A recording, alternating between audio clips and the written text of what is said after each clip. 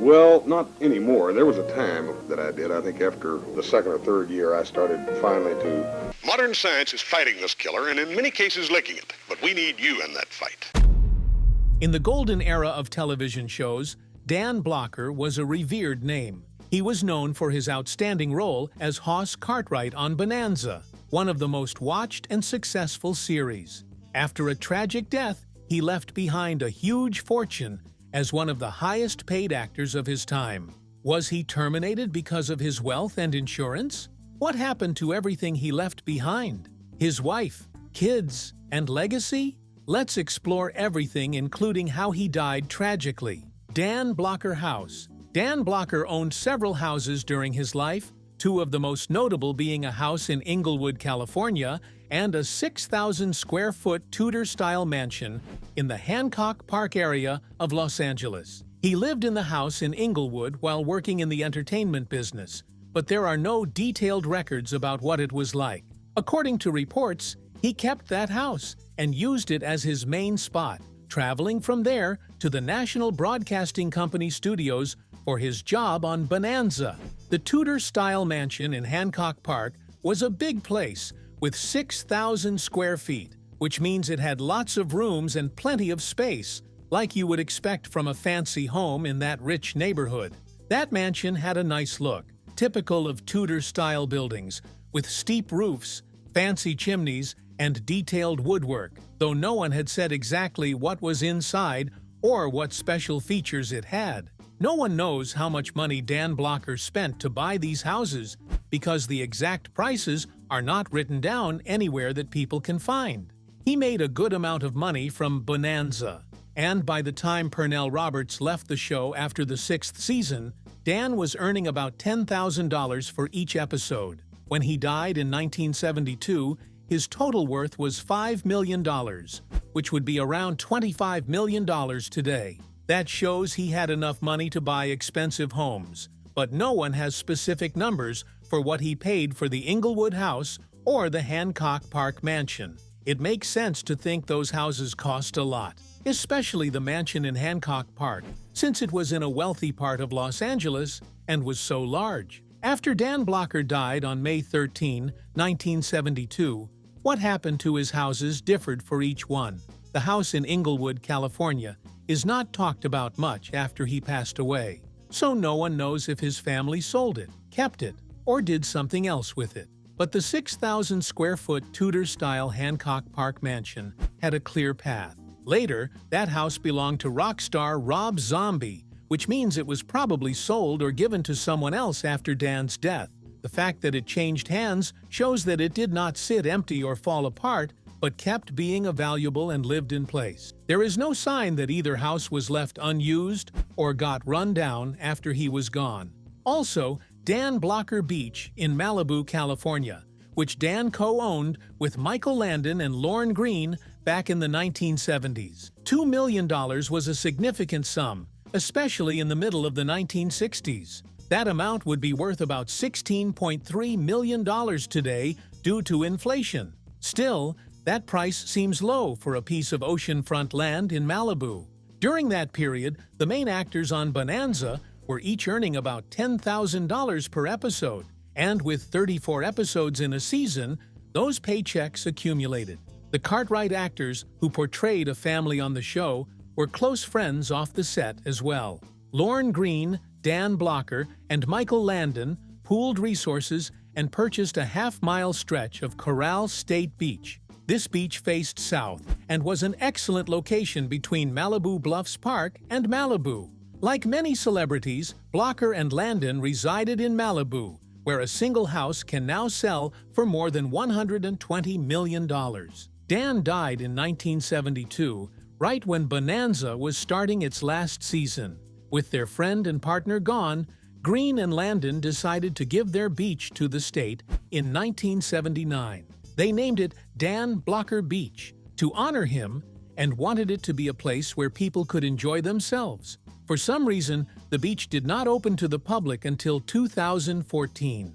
The state kept the beach until 1995, then handed it over to Los Angeles County. The land just sat there for 20 years, and the Malibu Times called it an eyesore, with wild plants growing and old fences falling apart. In 2011, Los Angeles County Supervisor Zev Yaroslavsky started working to clear up the problems and get Dan Blocker Beach ready before he left his job. Finally, in late 2014, they cut the ribbon to open Dan Blocker Beach. It has been a real honor to work on projects like this, Yaroslavsky said to the Malibu Times at the opening. Dan's son, David Blocker, was there for the event. Even though it is far from the Ponderosa, if you go up the road near Pepperdine University, you will find the Michael Landon Community Center. Dan Blocker's wife and children today. During their college years, Dan Blocker first crossed paths with his future wife, Dolphia Parker. She grew up on a ranch in Oklahoma, where her family raised quarter horses. Dolphia was part of the stage crew for the play Arsenic and Old Lace when she first met Blocker, and their meeting was not pleasant. While he was in the audience watching the play, Blocker was making fun of the actors, which caused Dolphia to tell him he had to leave the auditorium. Even so, he was very taken with her and tried to make things right by changing his behavior to gain her approval. Once Dolphia noticed Dan's genuine passion for acting, she encouraged him to pursue that dream instead of sticking with football. He took on various roles in plays, including one in Noel Coward's Fumed Oak, where he portrayed a terrible husband who abandoned his wife. That wife character was played by Dolphia, who was then his girlfriend. Their romance was just beginning when, after only a year, Dan had to pause his emerging theater career to join the Korean War. He served 9 months in Japan and another 9 months in Korea, eventually achieving the rank of sergeant. On Christmas Eve in 1951, Dan and his squad found themselves pinned down by enemy forces on Hill 255 for 10 hours. He was released from service in 1952, and just 2 days after that, he and Dolphia tied the knot in Carlsbad, New Mexico. Soon after their wedding, the couple returned to Sul Ross, where Dan worked toward a master's in drama and English. He also earned a teaching certificate and taught subjects like government and biology. Money was tight for Dan and Dolphia, even with him working as a substitute teacher. To supplement their income, Dan decided to return to acting. They started a family quickly, having 4 children in close succession. Their twins, Deborah Lee and Dana Lynn, were born in 1953, followed by David in 1955, and then Dirk in 1957. Dan's first television appearance occurred in 1956 on The Sheriff of Cochise. His acting career gained momentum with small roles, mainly in westerns. In 1958, he secured a recurring role on Cimarron City, but the show was canceled after just 1 season. When Cimarron City was canceled, Dan was free to take on the role of Hoss Cartwright in Bonanza. The show became hugely popular, and the Blocker family even appeared in a magazine profile. One day, a reader wrote to the magazine, curious to see a photo of Dan's wife. However, Dan wasn't interested in fame. He acted to earn a living. "I still cannot understand why people care so much about me," he said. "If Hoss Cartwright is their biggest worry, what does that say about things?" He was particularly annoyed when fans approached him on the street to praise his work, disliking how they would pull at him or touch him without permission. The fame from Bonanza made it difficult for Dan to give his kids a normal life. Taking them out for ice cream often turned into a spectacle, with fans of all ages crowding around. Still, Dan was a devoted father who made time for his children. As soon as he arrived home from work, he would play with them, using his large 260-pound frame to overpower them in fun. Jokingly, after Dan Blocker died, Dolphia decided not to marry again, instead putting all her effort into her children and keeping her husband's memory alive. Her biggest concern was building a steady and loving home for Deborah, Dana, David, and Dirk. Dolphia's belief in family values and the ideas that Dan cared about helped ensure their children grew up knowing who they were and what they wanted in life. By choosing to live simply and stay out of the public eye, Dolphia made the Blocker family even closer. She always stood by her children, giving them the support they needed to succeed. As the leader of the Blocker family, Dolphia showed strength, endurance, and a deep love that still motivates others. Dolphia spent her life focused on her family and remembering her late husband, and she kept away from public attention. Her legacy, like Dan Blocker's, lives on through what her children have achieved and the values they hold. Dolphia Parker, who lived quietly after Dan's death, passed away on October 14, 2018, when she was 89 years old. Her death closed a chapter for their family, but the story of their love and their work in the arts still touches people today. People have wondered about Dolphia Parker's financial situation, with some sources saying her net worth was around $2 million. This money came mainly from how well she managed her husband's estate and Dan's success in his career. When he died, Dan Blocker was thought to have a net worth of $5 million, earned from his many jobs in television and films. His part on Bonanza and other projects brought in much of that money. Dolphia's careful handling of their family's finances ensured their children were secure, and Dan's memory was preserved. Even though she stayed out of the spotlight, her smart decisions about money and her devotion to her family left a big impact.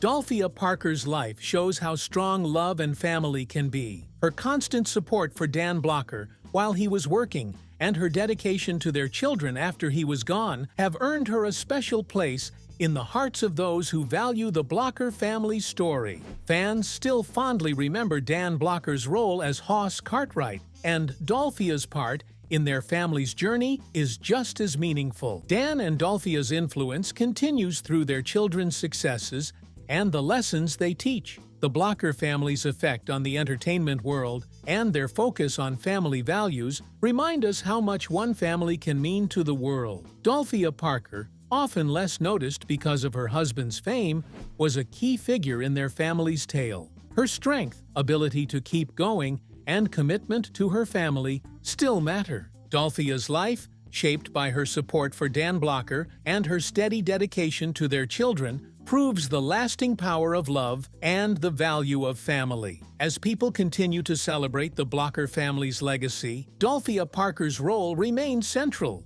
Like Dan Blocker's, her life is a sign of the deep mark one family can leave, not just in entertainment, but in the hearts of those who cherish love, dedication, and the ability to endure. Dan's son Dirk was not initially interested in acting, but his feelings changed after he spent time on set with his father. It was one of the only ways to spend a lot of time with him because of how busy he was, Dirk said, which showed how committed Dan was as a father. Dirk picked up his father's passion for acting and soon started getting small roles on shows like Little House on the Prairie. Over time, he worked in movies and television programs such as The Border, Poltergeist, and 21 Jump Street. Dirk also got a Bachelor of Arts degree to teach in between acting jobs if needed. Growing up with a famous dad made Dirk wary of seeking fame, but his talent led to a strong career in Hollywood. He recently played Detective Michael Hitchcock in the popular National Broadcasting Company comedy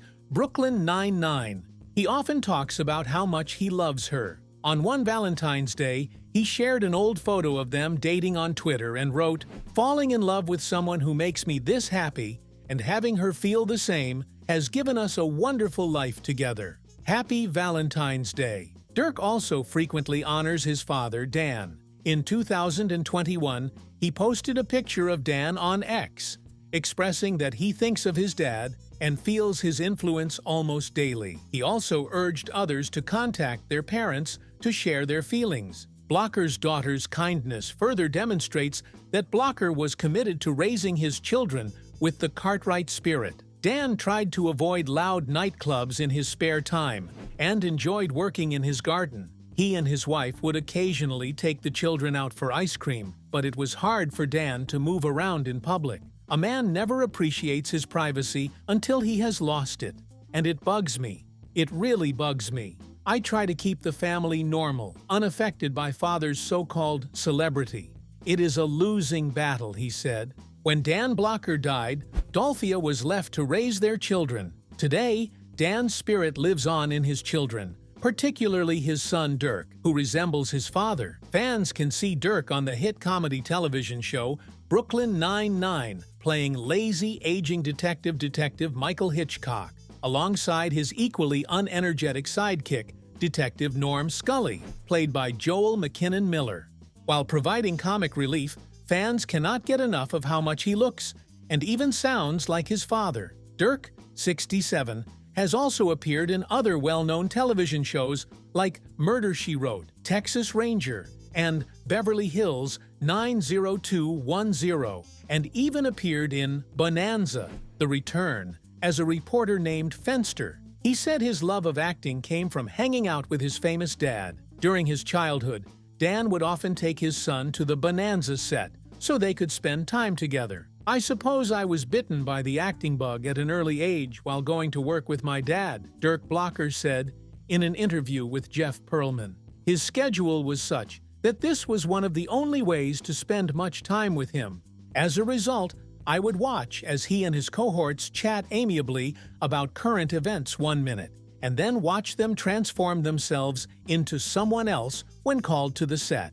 A kind of learning through osmosis. That he enjoyed his work so much likely carried over for me. Since 1990, Dirk Blocker has been married to Danielle Aubuchon. The couple has 2 children together. His brother David chose a career behind the camera as a film producer and won an Emmy for producing Don King Only in America. While David looks more like his mother, Dolphia Parker, it is hard not to do a double take when looking at Dirk and Dan. What do you think? Now, let's talk about this legend's early life and death from the television golden era. Early life and death. Bobby Dan Davis Blocker came into the world on December 10, 1928, in DeKalb, Texas, born to his parents, Ora Shack and Mary E. Davis Blocker. At birth, he weighed 14 pounds, and people called him the biggest baby in Bowie County. As he grew older, he became a large man, standing 6 feet 4 inches tall and weighing nearly 300 pounds. While his size was striking, what stood out most about him was his kind heart, gentle nature, and love for fun. When the Great Depression hit hard and affected their farm, Shack moved the family to O'Donnell, Texas in 1934 and started a grocery store. There, Dan attended school, helped in the family store, and enjoyed laughing, telling jokes, and playing pranks. They say his jokes and pranks never harmed anyone, and he was always cheerful and playful, but he knew how to focus and get serious when necessary. After finishing his first year at O'Donnell High School, Dan attended the Texas Military Institute in San Antonio, Texas, to complete his high school education. In 1956, he enrolled at Hardin-Simmons University, where he played as a tackle on the football team. Later, he transferred to Sul Ross University in Alpine, Texas, where he discovered his passion for acting after participating in a play titled Arsenic and Old Lace. He was cast in the role due to his strength in carrying the heavy, dead bodies. He enjoyed acting, so he changed his major from physical education to drama. In addition to being a well-liked actor, Dan succeeded as a businessman, co-owning Bonanza, a chain of steakhouses that expanded across the country. In 1963, the Texas Press Association awarded him the Texan of the Year award. In 1966, he served as the honorary chairman for the Texas Cancer Crusade. Dan helped people quietly and never said no to a friend in need. The only request he made of those he assisted was, "Please do not tell anyone that I am involved." After his passing, it was revealed that he had secretly established the Guyot Foundation Home for Girls in Los Angeles.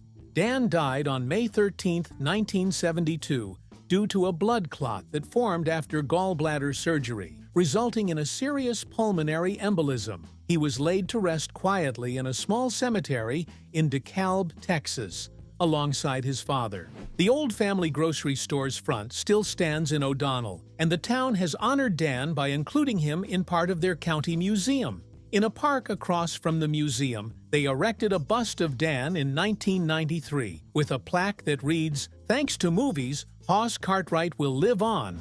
But the world does not often get to keep someone like Dan Blocker. It is a great honor for Hardin-Simmons University to recognize one of its own and officially induct Bobby Dan Davis Blocker into the Hardin-Simmons University Hall of Leaders. Dan Blocker Legacy. Dan Blocker's legacy is strongly connected to his part as Hoss Cartwright on the television show Bonanza, where he became a loved figure for his gentle giant personality and good character. The way he played the kind, strong second son of the Cartwright family touched viewers, making him one of the most liked characters on the series, which aired from 1959 to 1973. This role made him famous and made him a symbol of the American West, representing truthfulness and fairness. His big build, standing 6 feet 4 inches tall and weighing about 300 pounds, helped him stand out, but his warmth and funny side stuck with people. After he died on May 13, 1972, people quickly started working to remember him. In O'Donnell, Texas, where he grew up, they set up the Dan Blocker Room in the O'Donnell Heritage Museum to honor his life and work, saving keepsakes and stories that show where he came from and what he achieved. This room is a way to pay respect to what he did for entertainment and his link to the town. Also, Dan Blocker Beach in Malibu, California, which he owned together with Michael Landon and Lorne Green, was handed over to the state in 1979 and then to Los Angeles County in 1995, with the condition that it stay natural and not be built on. Named for him, this beach keeps his name alive in a beautiful outdoor spot, showing his love for nature. Blocker's legacy also carries on through his family and the fact that Bonanza is still seen as a classic television show.